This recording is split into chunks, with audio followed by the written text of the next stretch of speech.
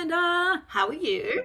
I'm very well. How are you? Good, thank you. Thank you for agreeing to be a guest on my podcast. It's very exciting to be here. I am thrilled and delighted to be on this side of the podcasting. Yes, you are always, well, you're usually on the other side, aren't you? So Yeah. that's interesting. Well, now that I've said that, what is your podcast called so people can go and listen to it so they can immediately get to know you? Addiction Makes Three, the podcast. Cool. Love that. All right. Well, I gave you a very brief introduction, but it wouldn't have done justice to the job that you actually do for the world. So I want you to give us a little bit of background about you and maybe like I know there's been some fairly huge pivots and we kind of just talked about a few of them before we started recording, but what do you think maybe the top three headline pivots are for you in your sort of life story? So I would say rewinding the tape back to university, my first great pivot was leaving New Zealand a month after my last tax exam. I studied accounting and commercial law, and I took a one-way ticket from New Zealand to the States, and I was there for 5 months working and traveling, and then I went on to England after studying. Yeah, I just like one-way ticket, and that was very kind of out of my comfort zone thing to do. Even my parents, I think, were a bit surprised at the one-way aspect. Where did that come from? Was that just a bit like, I just want to do something different? I think I saw something at university about, you could go back on the ski fields if you'd been studying full time, and I thought, that doesn't really sound like me. I don't have those skills. I'm not skiing or snowboarding efficient, but I thought I'd like to go over there. And I was already waitressing in New Zealand, as my part-time job while I was studying. So I could just go there and get a waitressing job. Yeah, and I thought I was going to go to England, do the whole London OE. And so I thought this could be a good little kind of on the way. Jaunt. Yeah. So how long were you overseas for? 8 years. Wow, that's huge. Yeah. So and then how did you end up in Australia? Yes. So maybe my second pivot was I was loving life large in London. I had some really great jobs. I met some of the best people while I was living in London, as you do, just heaps of Kiwis, Aussies, South Africans, lovely English people, Scottish people, Irish people, and all the people of London. That's the melting pot. And it just kind of got to a point where I don't know how old I was, in my 30s, 31, 32, whatever it was. Like, people had come and gone. So they had come, like, they had done the thing, and they had left, or they'd left, they'd like partnered up, got married, moved out of London, moved back to where they came from, wherever it was, or they kind of moved out into the countryside, and there was me just still doing my thing in London. And like, I just thought maybe I need to do something different here to get different, right? To live a different life and maybe move on a bit here. And I was loving London, and I thought a lot of my lovely friends who I met had moved to Australia, and I had no desire to go back to New Zealand. So I thought, I'm going to go to Sydney first and see how that goes, because I was trying to decide between Sydney and Melbourne. So I thought I'll go to Sydney. She lives in Brisbane, everybody. I live in Brisbane. This was not on the dance card, and so not even a factor, and it was not even a consideration. So I thought, I'll go to Sydney, give that a go. If that doesn't work out, I'll go to Melbourne. I knew some great people also in Melbourne. If that doesn't work out, I'm going to go back to London, and then it's fine, right? Yeah. I gave it a try. And so I moved to Sydney in 2012, and like a month or two later, met my then soon-to-be husband. Wow. Okay. At a barbecue. At a barbecue. Love that. Very Australian of you. Very Australian. Exactly. Yeah. Met at a barbecue. So then the rest is history. That's where my second pivot.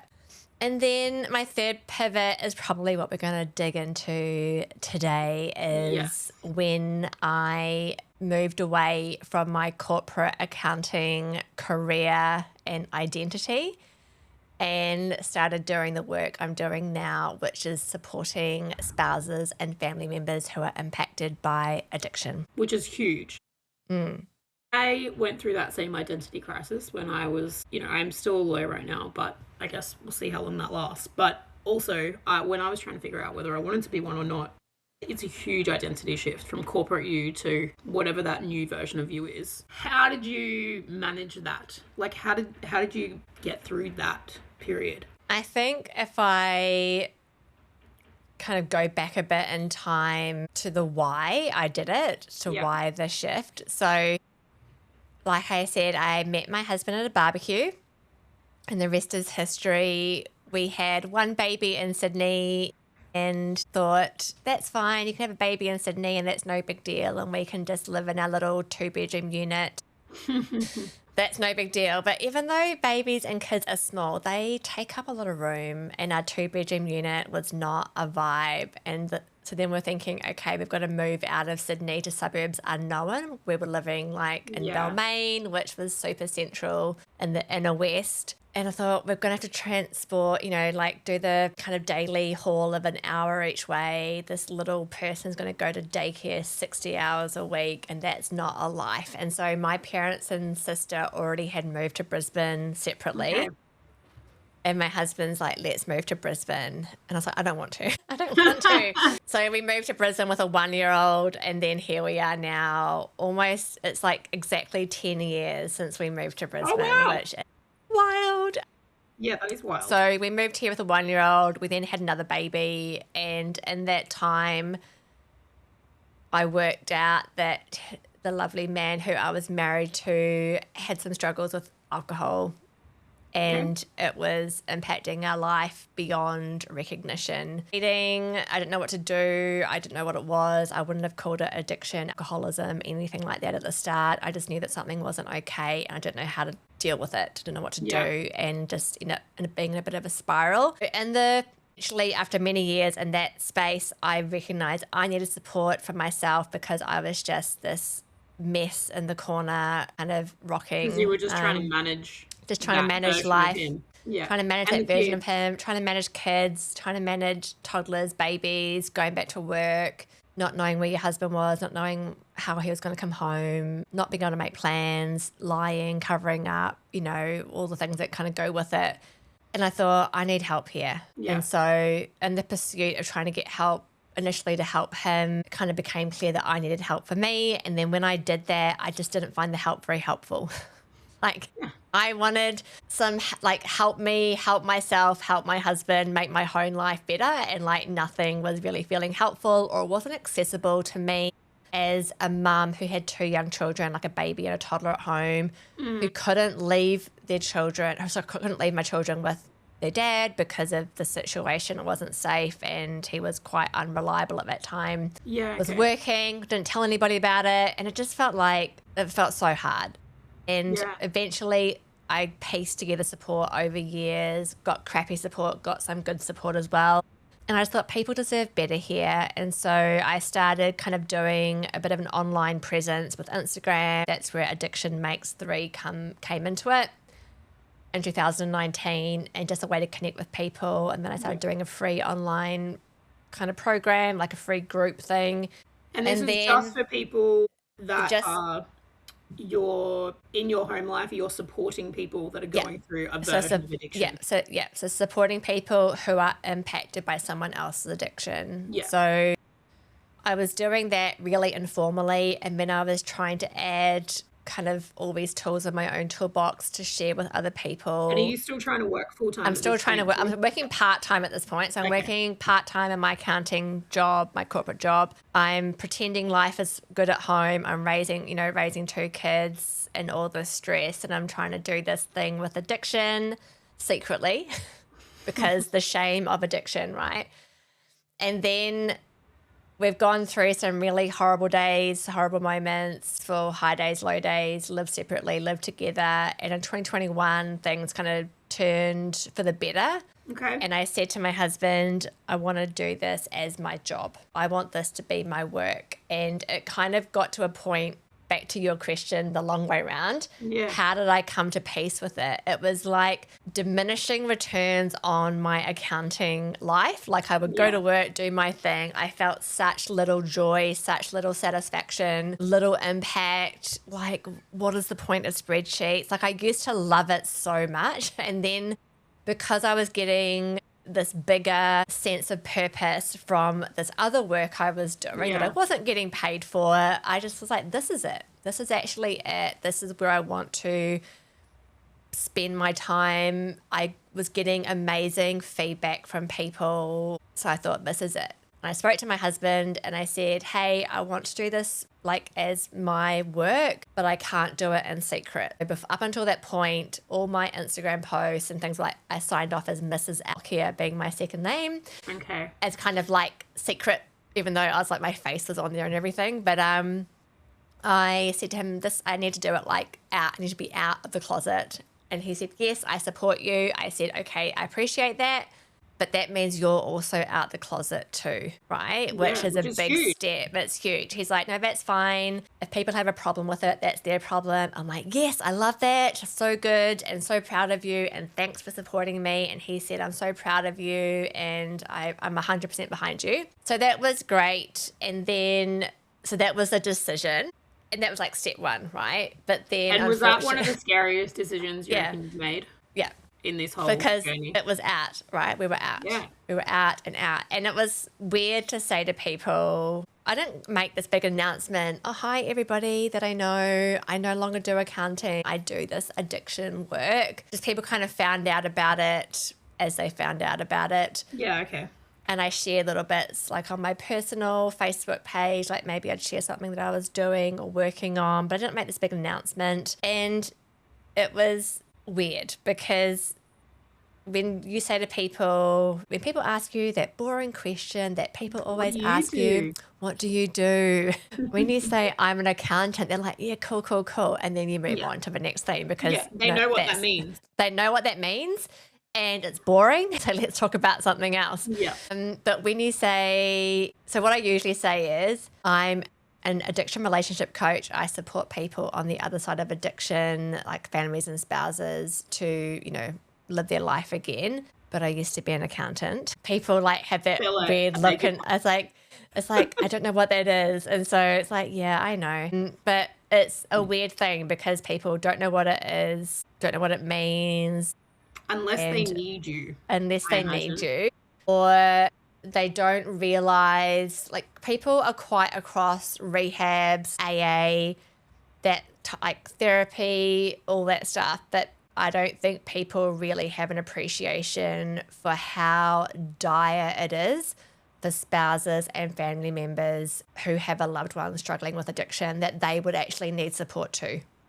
100%. And this is the issue, right? Is that the services that are not outside of yours, is that everything's literally for the people that have the addiction.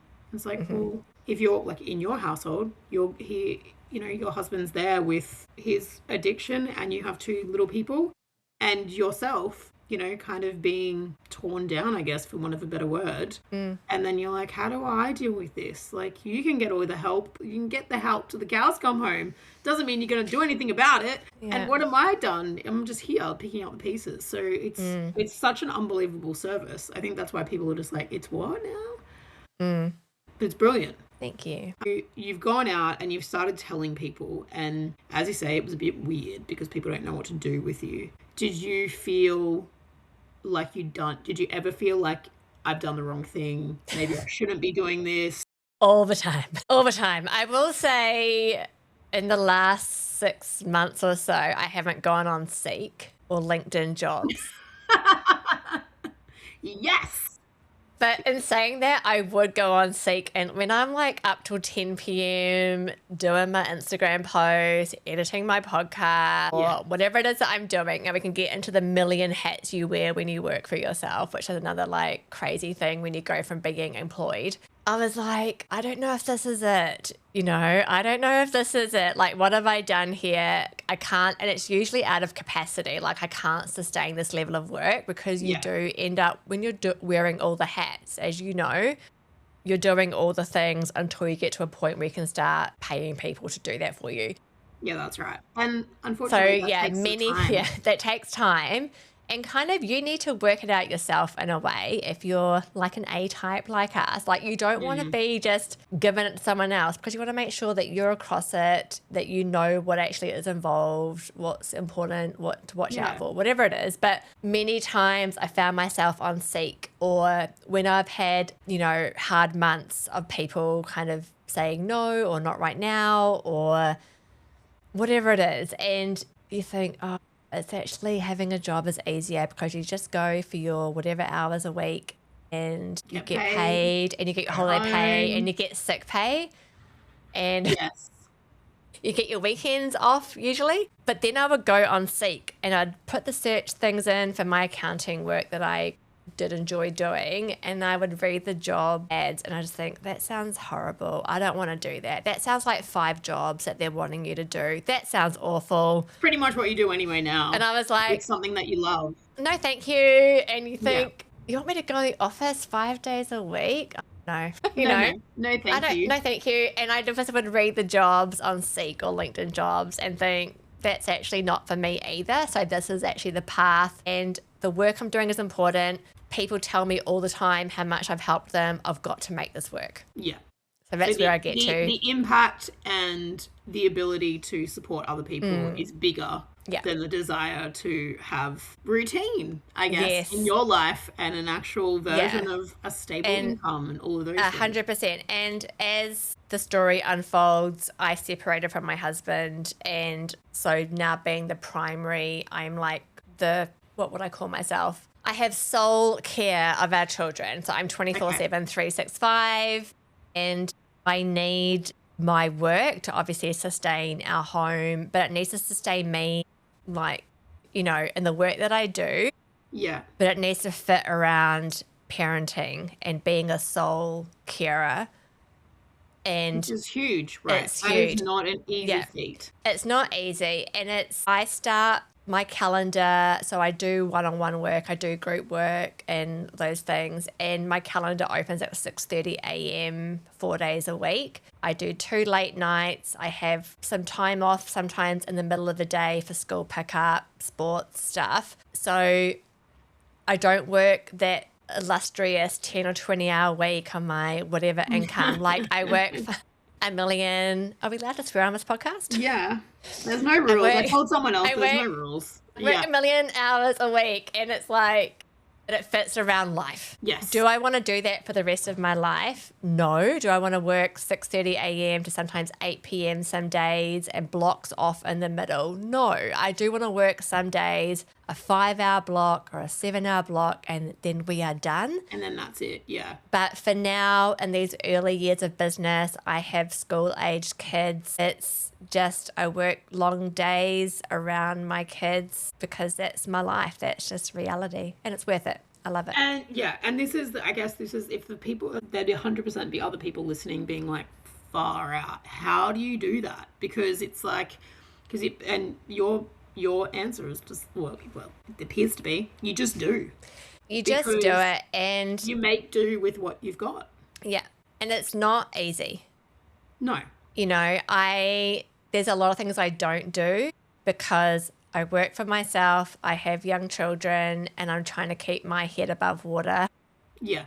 I'm like of the age of the mid-40s, and so our little friend perimenopause and all those shenanigans, not sleeping, all of a sudden your body is doing things that are like weird, and you just do it. You get on, but you've got to stop doing some things 100%. Yeah. Like I don't go out as much as I would like to go out. I don't do as many fun things as I would like to do because you actually can't do it all, and I don't care what anyone says. You can't. Yeah. You can't do it all, so you've got to choose what you're doing or what you're prioritizing for yourself, you know, and we all have to make those decisions in our own lives. And right now, building the business that creates impact, that means you don't have to go back to being an accountant. You can buy it. We were talking about this before we started recording about you buying your caravan. Like that's a goal. Like that. I want to buy my caravan. I know exactly the one I want, that I can tow fully, that I can hopefully park. I can definitely set it up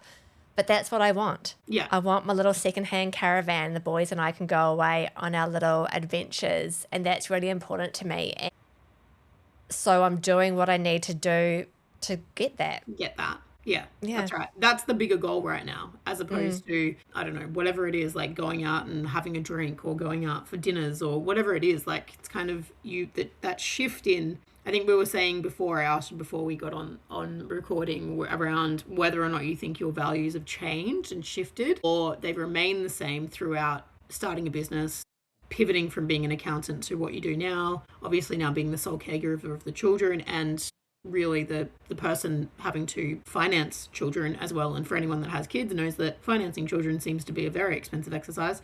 I don't have any, but I hear they're very expensive. Expensive. Return on investment is to be advised, but limited ROI. They pay for the limited ROI, but what they give in cuddles and good chat is worth it. But yeah, it is absolutely all of that. And it's making choices, and sometimes hard choices. Yeah. So as you've had to start making these bigger choices and I guess making more and more sacrifices, things are getting more important to you. It sounds like your values would have shifted from you 10 years ago, say, to you now. Because the business is, I think, what, 4 years old? Nearly 4 years old, yeah. Nearly 4 years old. 4 years in December when I got my first client. Yes. That's awesome. How exciting. Yeah. So it's still early days, but... Yeah. How do you think your values have shifted as a result of maybe not even the last 4 years, but like over the period of time where you're like, oh, wow, I'm dealing with someone that has an addiction and I need to be the grown up in this relationship, unfortunately. And maybe that's, hopefully I didn't phrase that in a bad way, but no, I need to be the person that, be the person that is driving this and driving our household. You are the responsible one. You're the one that makes the decisions. You're the one that keeps everyone safe. And that is hard. You know, it is hard and it's heavy and it can be really lonely because not everyone is going to understand what that actually looks like behind closed doors. Yeah. Huge. So it definitely is huge. I think if I talk about my values now, so I think because of living through a spouse's addiction where it throws your life into chaos and crisis, my values now, I was actually going to look at them again because I know you look at values in your work and I look at values in my work, and my core values are respect, integrity, kindness, and about 18 months or 2 years ago, I added in fun. So I was like, okay, that's good. Fun. We need more fun because like integrity, respect, kindness, it's kind of like they're quite not strict, but you know, they're kind of really integral to like who you are, but and how you live. But I think fun is more of a choice about how you live, like adventure or whatever it is.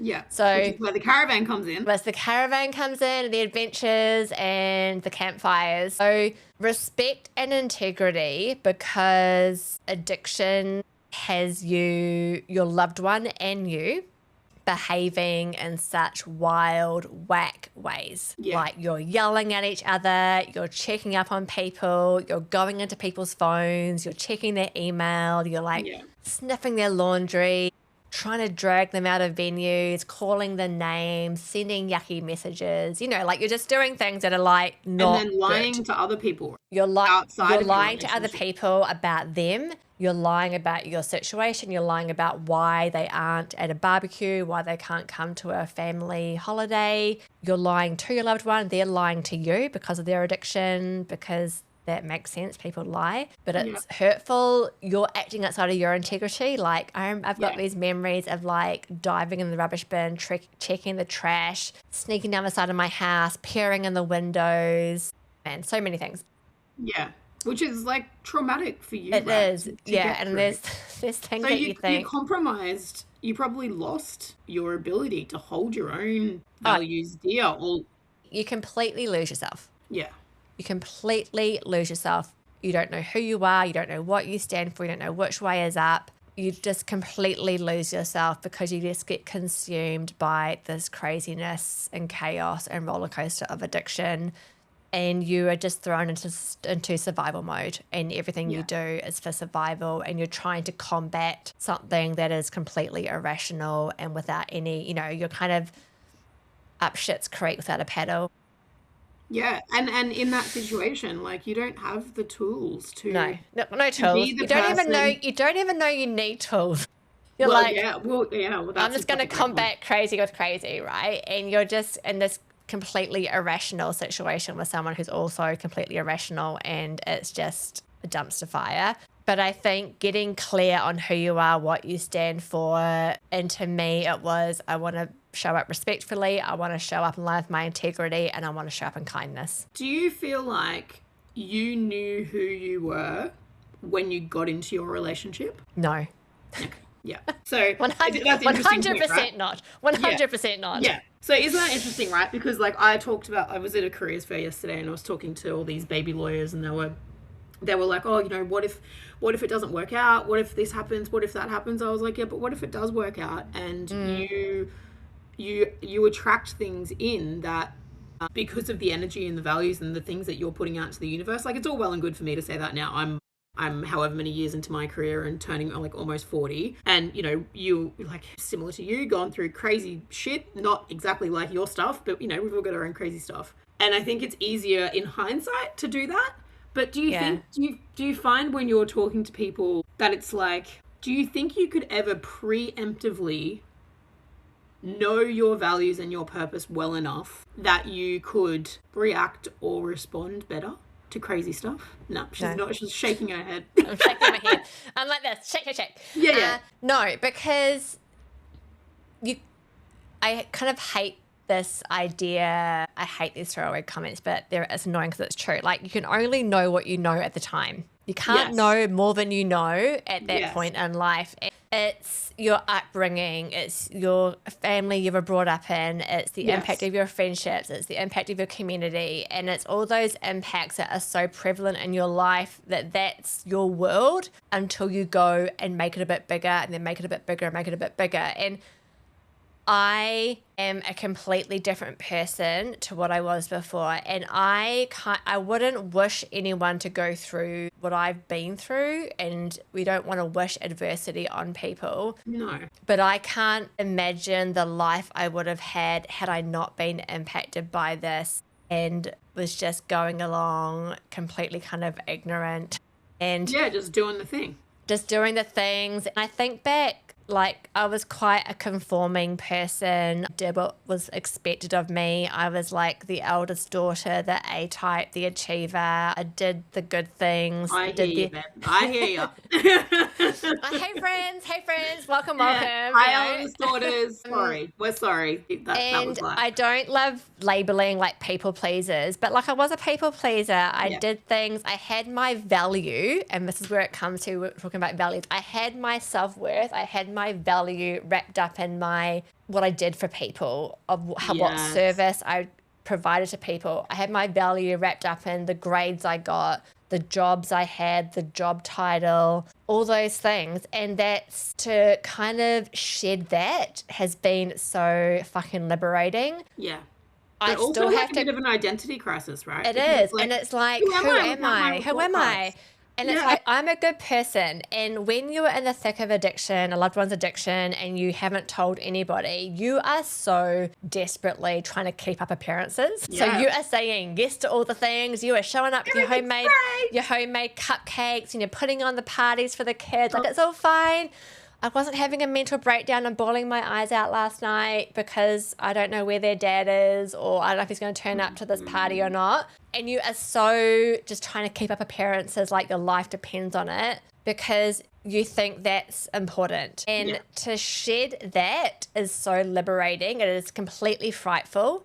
And you don't know what life looks like on the other side. You don't know who you're going to lose, which I think has been one of the most confronting things. Like, you will lose people. 100%. The clearer you get on who you are and what you stand for and what's important to you, you're going to lose people. But I want to say to anyone listening who's afraid of being authentic, and that word gets thrown around a lot, but to live in a life that truly feels good for you, that's like, yes, this is my great life and I love it, I'm living this, you will lose people. Yeah. But don't be afraid of that, because you are going to get welcome and open the door to so many awesome people like you and I. Like, if I had not have gone down this path, if you had not have gone down this we would path, never have we had would this never have conversation. met. Yeah. And I have lost people. I've also kept some people, Yeah. but I've gained people by being true to myself. And it's not about kind of, I don't know, vomiting, word vomit on Facebook, and my life is so shit and it's so hard and I've got this struggle today. That's not about being, that's not authentic. But it's the more you are who you truly are, you align, you kind of are a magnet to other people who 100%. are also being truly good themselves. And it's just a vibe. It is a vibe. 100%. And the more you're clearer on the fake people who are just keeping up appearances. And like I saw recently on Facebook, like fucking Facebook, man, and people's post updates, that I was not included in a lunch for some people that I kind of had met a while ago. And I was like, that's okay. Okay. That fine. I was, and I've been excluded from that particular group before. I'm like, that's okay. Those people aren't for me. Yeah, that's it. And that's people cool. who are, and that's cool. And I don't want to be invited to your stinky lunch anyway, because you're not real. Yeah, I don't And vibe I don't with that. fit into that. And it's hard because, and like the beauty of the double-edged sword of being out that you've got addiction in your life and being a separated person, a solo mother, can be not comfortable for some people to sit with, and you stop getting invited to things. Yeah, because they're like, oh, why are you They're so like, sure of oh, yourself? I don't want to catch solo motherhood, or I don't want to catch addictions. Yeah. I'm not going to invite. I'm not going I to don't want invite to catch Amanda. positivity. I don't want to catch whatever she's got, because I just want to keep up with my pretentious life where we keep up appearances, and that's cool, right? But you do get welcomed into circles where you can be yourself, and you can, so I just think you don't have to have the silver lining on the other side of hardship, but I know that if I hadn't have gone through what I'd gone through, I'd just be living a very sheltered life that was a half life, still keeping up appearances, still having my value wrapped up in my job title, what I do for others, how people think of me, saying yes to all the bullshit things you say yes to, and not just being authentic. And that's a heck no from me. Thanks very much. Absolutely not doing Absolutely that today. not. No, thank you. Yeah. I All the love best. that. And that's so cool. And do you think that, like, obviously you have little people as well that have lived through this whole situation. Do you think that your shift in the way that you feel about you and what you show up as and how you do what you do, that has shifted them as well? 100%. Yeah. I cannot, and I could cry, because I am such a better mother now than I think I would have been. Yeah, okay. And that sounds hard to say, like, how do you even know what you would have been? But there were years where I was in the weeds and the chaos, and I was a shell, I was numb, I was not the mother I wanted to be because of addiction, and it just steals so much. It's a true thief. But because of being authentic and learning and coming through this and the growth, and I have so many more tools in my pocket for motherhood. Yeah. I don't give a shit what you do in your house, with all respect. I don't. Yeah. Like, I remember back in the early days when your kids are playing in the sandpit at the park, and I told my kids, you don't have to share. You don't have to share. You take your dump truck to the sandpit, that's your dump truck. Yeah. You can, if you don't want to play with it, you can let other kids play with it. It's up to you. It's your dump truck, but you don't have to share. And that was like, oh, your kid isn't sharing their dump truck with my kid. It's like, yeah, I've told him he doesn't have to. But I don't come to your house and I'm not like, well, I'm just going to use your laptop, Rachel. And do you mind if I just jump in your shower and use all your really nice, like, skincare? Are you happy if I just share that? True. And like, and can I take your TV, or can I take your most favorite pillow home to my house? It looks like a really nice pillow. Like, as adults, we're not like, yeah, take whatever you like, use whatever you like. It's like, it's nice to give. You know, if you're not using something and it's not your most favorite thing and you're happy to that's a nice thing to do, right? But you don't have to. And just things like that gave me power to like, oh, you don't have to share. Yeah, you don't have to do that. You don't have to do that. And it's not Giving them permission. You don't, to... yeah. And it's like, give them permission to make their own choices that feel right for them. And as kids, with kids, it's working through, well, are you doing it out of spite? You know, like, you know, I've got 2 kids, and one kid gets a certain piece of Lego for their birthday, doesn't play with it for a month. The minute the other kid wants to play with it, it's like, that's my most favorite Lego. It's like, well, that's bullshit because you haven't played with it for a month. But anyway, so are you doing it out of spite? But it's, and going back to the value of kindness, like, is it kind? Are you being kind? But are you being kind to yourself? Yes. Like, you don't have to share your favorite dump truck, whatever it is, because you think, oh, they won't like me if I don't share it. Like, if it's your most favorite thing, you don't have to share it. Yeah.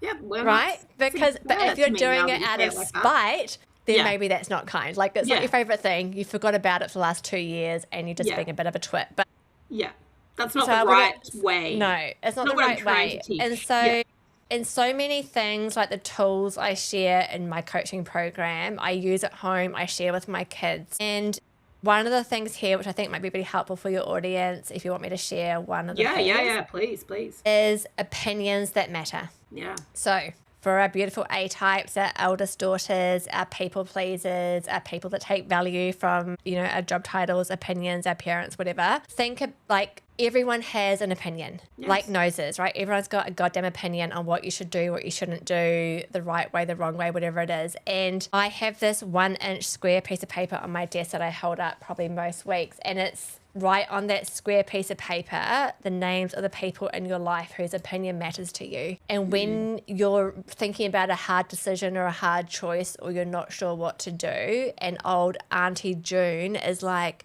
well, you really should stay at this job for 10 more years, because what's it going to look like on your resume if you leave it? Or the long service leave. Or you don't want to not have holidays, do you? You'll lose all your sick leave. Or just stay in your marriage because, you know, through sickness and in health, or it's for the kids, or you'll be by yourself, you know, whatever it is you're doing. And it's like, go to your list of the small number of people whose opinion truly matters to you. And on that list should be your name at the goddamn top. You should value your opinion of your choices, your thoughts the most, because you're worth it. And only you go to bed tonight and tomorrow with the decisions and choices that you're making, not the random work colleague, not old mate at the coffee shop, not your Uncle Jack, you. Yeah. And so I am telling my kids all the time when they're saying to me, so-and-so at school said this, or so-and-so said this, or when they're at each other, the brothers, he said, I'm stupid. And I'm like, well, are you?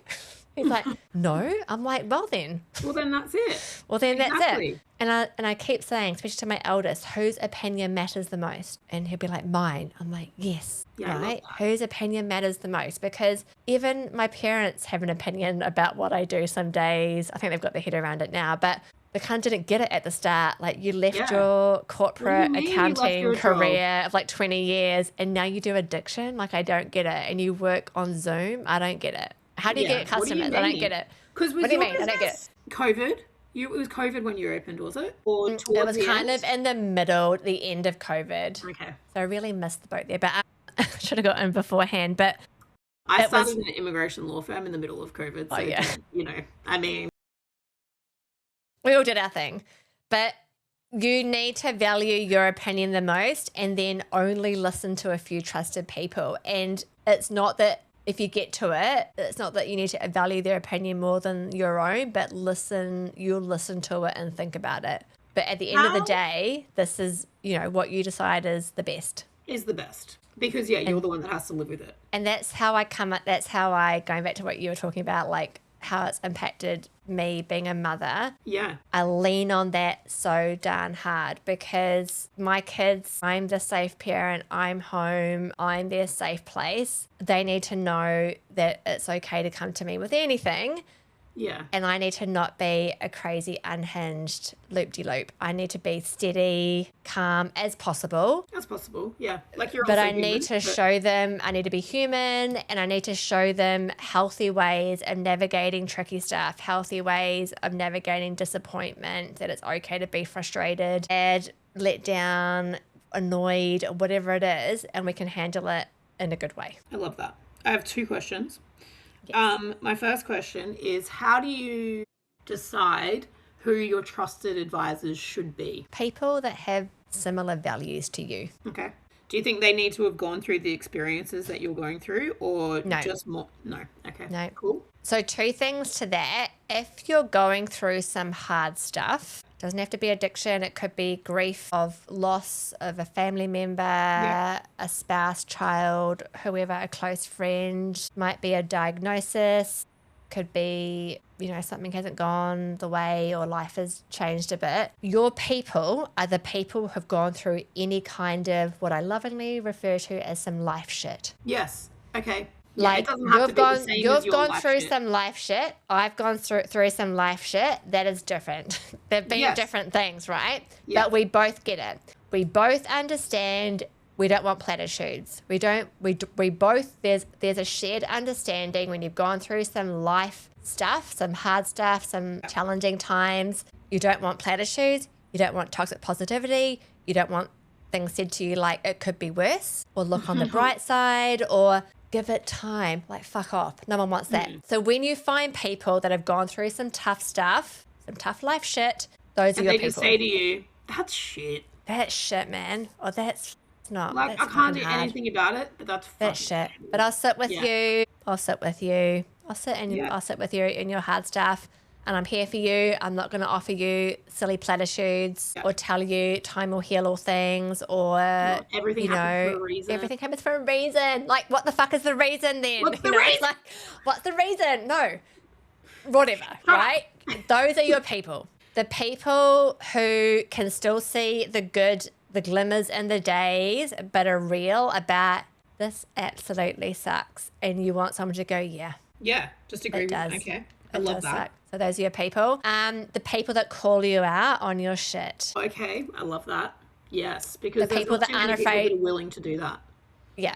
The people that are like, is that it though? Or could something else be true here? You're like, yeah, something else probably could be true. And like I will say to my clients, you are more than welcome to have a pity party, but you can't live there. Yeah.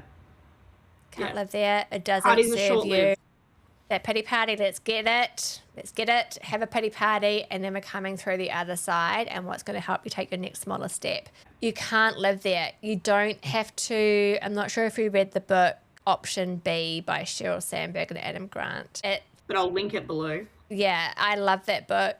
If you've navigated any kind of hard stuff, it's a good book. They talk about post-traumatic growth. Wow, that's So we're quite aware of post-traumatic stress disorder, but there can be post-traumatic growth. However, I will caveat that with, you don't have to come through some hard stuff and grow through it, but you can come through it and still live a really good life. And if you surround yourself with other people who've also come through some tough shit, then you can do it in a way that feels really good. And there's no wrong way, right?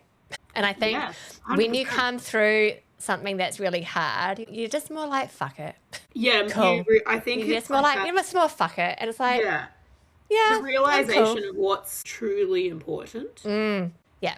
and you're And when way more in touch with who you are. Yeah, and that's when you talk about your values earlier. You're just so much more aligned about what's important. Like, I used to stay up till midnight, 1 a.m. doing my laundry, folding it, tidying my house, keeping up this illusion of like, we all have our shit together here. Yeah, When really, everything's fine. everything is fine. There's no issue here. Yeah, But no, things were not fine. But now, if you saw my laundry right now, you'd think, holy moly, what the hell is going on here? Because I don't give a shit about my laundry. I give a shit about spending an extra 10 minutes, giving my kids a cuddle in the morning, making them a hot chocolate, chatting about the dinosaurs and whatever it is. And how many stars do we think are out there in space? Because that's more important to me. yeah. Then And I don't give a shit about laundry. So I think values, knowing who you are, you just naturally live more and more and more aligned. And you just say heck no to that stuff that you thought was important back when, but you think that's not important to me now. And you kind of we give have to- people along the way to give people permission, other people, like, you don't have to do laundry. Like, Yeah, it's fine. It's fine. Yeah, I love the people where you walk into their house and they're like, "Oh, sorry, my house isn't tidy." I'm like, "Pfft, I've lived in construction zones. Like, calm down." Yeah. I I'm used like, to ask people let to me put their clear a seat shoes for you. on to come into Yeah. my house instead of take them off because I Yeah. was Yeah. like, you might stand on a nail. The other question was about the kids. So obviously another pivot is being a single mum. That's a huge freaking thing, right? Particularly being a business owner as well. On those days where you do just want to yell and scream and like try and get your frustration out and not like not be the the coach, the perfect, I'm going to say perfect mum, and I'm putting that in inverted commas for everyone that can't see, because there's no perfect mum. Everyone's mum is perfect in some way. How do you drawing on your own strategies then to sort of get through that moment? Yeah. I guess you and I are privileged in a way that we can be our own inner coach, our own inner cheerleader, and coach ourselves through moments. Like, for example, on Mother's Day, 2 days ago, like Mother's Day is quite a hard day for me because, just addiction and not getting celebrated and things Yeah. along the years, and hard for each of us in our own ways. And so this Mother's Day, it's my 4th Mother's Day being a single mum, like officially. And I knew I'd set myself up for success. It was all good. The boys and I were going for a brunch at our favourite local cafe, and I got in the car and the car wouldn't start. Of course. Oh yes, I did see this online. And I was like, oh. And I was like, my mind could have gone to, of course the car didn't start. Yeah. I just want to do one thing. Nothing goes well for me. I want to do one thing. I want to have lunch on Mother's Day or brunch on Mother's Day, and now I can't get there. And both boys were in the car. The dog was in the car. And I was just like, okay, I don't want to bike to the cafe. I can't be bothered. I don't want to walk. We can't get an Uber. I want to take the dog. And then my 10-year-old said, let's just make waffles at home. We can have waffles at home. And I'm like, yeah, we can have waffles at home. You're right. And so like just working through that initial disappointment and those types of things that would have just completely derailed me. That would have had me in tears in the past. And just so many other things, and drawing on all those tools. But I will say more than that, it's you can't do it alone. So I'm very privileged. My parents live like a 15-minute drive away. Yeah, okay. So I'm very privileged to have that support. I'm lucky. They really lean in. They don't let me do things by myself. Good. So I'm beyond grateful, and like you've got to ask for help. It is so friggin' hard as a single mum, being primary carer, sole carer, so hard, and it's exhausting. There is no off switch. You are 24/7, 365. There are no days off. And I feel like I've been no days off. I've been separated for 4 years, but it's been no days off for probably more like since 8. they were born. Since they were born, because addiction's been in our life that whole time. So there's no days off. You have to be intentional about creating that off time for yourself, which means you've got to ask for help, which means you've got to put your ego aside and just say, I need help, and organize people to help you. Take your kids away from you for 2 hours, an hour. Do the things that keep your head above water, that put your oxygen mask on, like go to a gym where your kids can be in the gym doing their kid thing.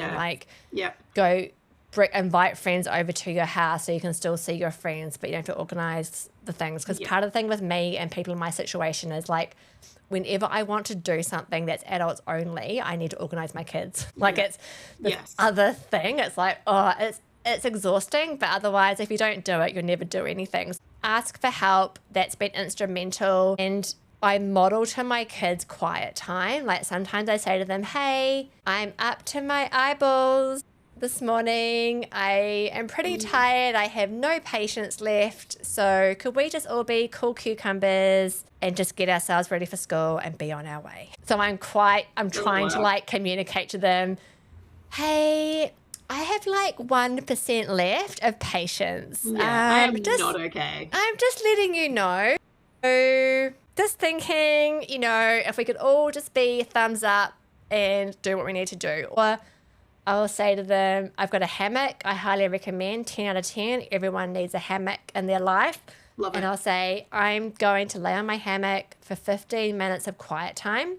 Do not come and talk to me. Unless you are bleeding, do not answer the door. Do not come and talk to me. I'm having quiet time. I said, you're welcome to come and sit with me in quiet time with your book, but I'm not talking.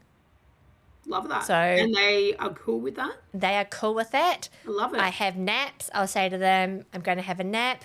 Do not come wake me up. Unless you're bleeding or dying or Unless you're something. bleeding or something is on fire, do not come wake me up. And I'll lock the front door. I put a movie on, like no guilt, because that is the thing that keeps me going. That afternoon nap on a Saturday or a Sunday makes me a good human. And you have to get over yourself with the guilt. I'd rather have that 20-minute, half an hour rest. Then I get a bit better version of me. My kids get a better version of me. And then it's like a win, win, win, win, win. Rather than trying to push through and telling yourself a crappy story of, oh no, it's so lazy to nap, or I'm putting them in front of the TV on the weekend. Like, who gives a shit? You're going to watch TV anyway. Use it to your advantage. Yeah, exactly. Utilize So just the TV. asking for help, and you got to say no to a bunch of stuff. Yeah. Okay. Sometimes even the good stuff. You got to say no to homemade bake sale stuff for the school thing. You've got to say no to making all the things from scratch. You've got to say no to perfect lunch boxes. You've got to say no to perfect dinners every night. You've got to say yes to takeaway. You've got to say yes to easy meals. You've got to say yes to just things being not done, asking for help. And that's what gets me through. I love that. That's huge. So that's it's like business owner, single mother, sole like financial person as well. Like there's lots of pressure.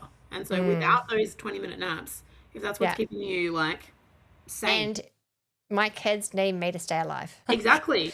And I don't say that lightly. Like whenever I get in an Uber, I'm like, let's not crash, like my kids need me to be well. I am their prime parent. I'm their safe parent for now. Their dad's obviously welcome to join me anytime. I would love that.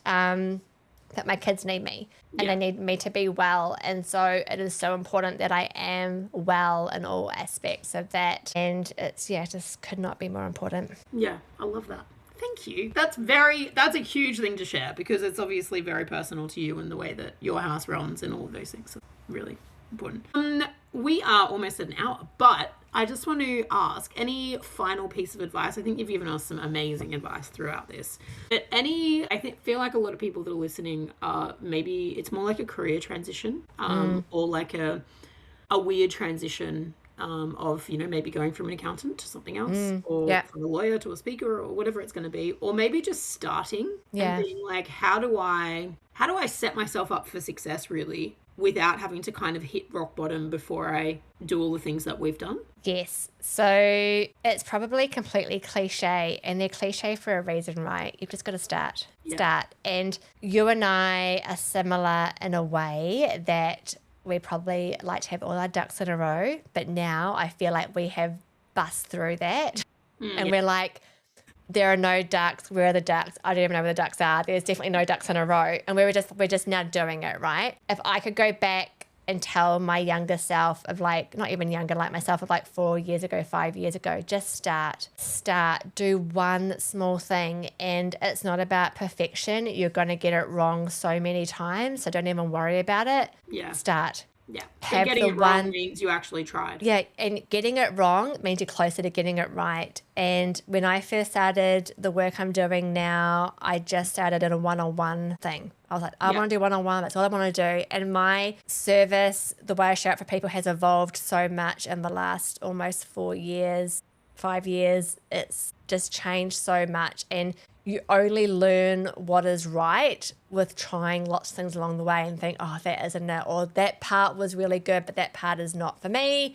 Or you don't know what to do until you start doing it. And if you're going to do something for yourself, you don't know who your clients are going to be until you start working with people. Yeah. And you can think you want to support a certain person when you think, oh no, I don't want to support them at all. Wait a minute. I want to that's support not what I'm doing. That's not what I'm doing. I want to do something else. And you truly just have to start and just don't give a shit about failure. And there's this favorite Brene Brown quote. Oh my gosh. Sorry. A famous Brene Brown quote, which I'm going to completely crucify here. But she talks about the cheap seats. And there are so many people sitting in the arena, in the cheap seats of life, whose only contribution is to hurl judgment, you know, critique and all of that at those who are actually giving it a go. Yeah.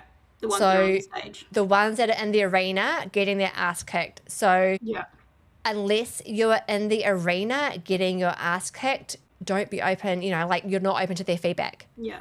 Those So people are not on your those people trusted should advisor not list. even be, they're not on your square piece of paper. Yeah. If they're not out there trying to do something new, if they're not out there getting their ass kicked, just ignore them. Yeah. Like, I love that. if you are trying to do something different, and just give it a go. And I would say surround yourself. This is what I wish I would have done earlier, and meeting people like you, Rachel. No. I would have, if I could go back and give myself any advice for those like starting up years, surround yourself with people. People. Get people around you that are also in the arena getting their ass kicked. And build your tribe. They are your best cheerleaders. Whenever I go out to events now, which I try and do like a few times a month, I always feel so uplifted and encouraged and supported, and people share their war stories and they cheer you on and be like, have you tried ABC? You're like, no, but it's such a great idea. And people want you to win. People who are getting their ass kicked out here trying new things want other people who are also trying new things to win. And you will be just so surprised by the generosity when you find people that are like in that space too. 100%. It's amazing. Like, it's that they the want you to thing, win. right? Yeah, the energy thing. And it's like, you are doing something completely different to what I'm doing, but I feel so supported by you. Yeah. Like right? when I share my wins, even though we're in completely different areas of, our fields. Yes. And I share a win with you, you're like, oh my God, that's amazing. So Get it. And when you share Amanda with went your viral thing the other day, everybody. We were watching the views go up on Instagram. I think we were so excited at like 100K, weren't we? And then it went like mental, and we were like, what is happening? I know. What is this crazy viral thing you speak So of? good.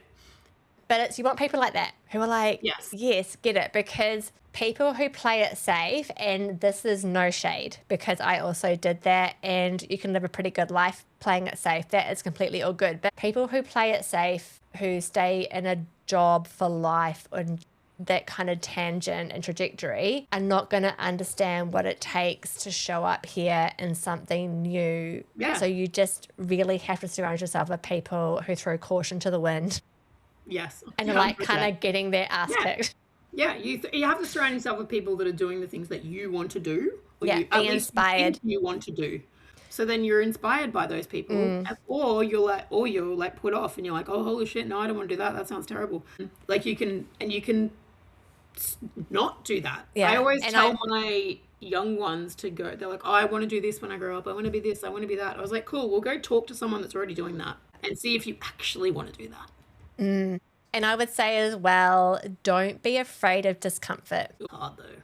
That's hard because I too still here. I'm doing something. I'm like, oh God, I don't want to do that. I feel so uncomfortable. And you're growing. You're in your stretch, and you don't need to live there, but just go there occasionally. Like have a little stretch for yourself. Yeah. And it's not a bad thing to feel a bit uncomfortable. Like it's just you're growing. And if I hadn't have done so, I cannot believe now that I've got a podcast. I speak about addiction. I come on other people's podcasts. I talk on Instagram. It's amazing. I have so many thousand people just following me and seeing my things, like from a 15-year-old who decided she wanted to be an accountant in New Zealand.